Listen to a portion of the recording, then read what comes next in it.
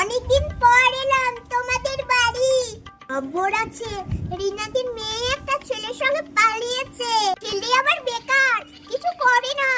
জানো আমাদের পাশের বাড়ির মেয়েটাকে দেখলাম।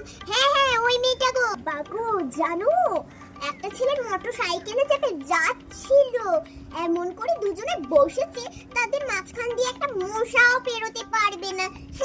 আবার তোমার মেয়েটাকেও বলে হারি আর কোনো ছেলে পেলো না, লাস্টে ওই কালুয়াটা ওর প্রেমিক।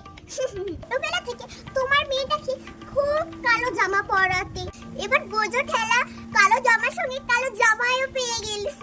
তার থেকে মেয়েটাকে একটু সাবধান করে দাও। এখনকার মেয়েদেরকে আবার কিছু বলাও যাবে না। এখনকার মেয়েরা সব যা ছোট ছোট জামা কাপড় পরে না, এমন সব প্যান্ট পরে না যা না পরলেও চলবে। আর যা শর্মের সব মাথা খেয়ে বসে আছে। ওখানে জামা কাপড় পরে যখন মেয়েরা রাস্তাঘাটে বেরোবে, তখন যদি ছেলেরা কিছু বলে সব দোষ তখন আবার ছেলেদের হয়ে যাবে। আরে বাবা কত সুন্দর সুন্দর কত রকম জামা আছে, সেইগুলো পর তা নেই। সেই হাফ প্যান্ট আর শুরু শুরু ঘাটা গেঞ্জি কি সভ্য লাগে দেখতে। আমরা তো বাবা এইসব করতাম না, কত সভ্য ভদ্র হয়ে থাকতাম। আমরা কি প্রেম করতে পারতাম না? কত সুন্দর আমরা দেখতে। বাবা এই সম্মানের কথা ভেবে কখনো কিচ্ছু করিনি। মা বাবা যাকেই বলেছে তাকে চোখ বন্ধ করে বিয়ে করেছি। বিয়ের আগে বরের মুখ পর্যন্ত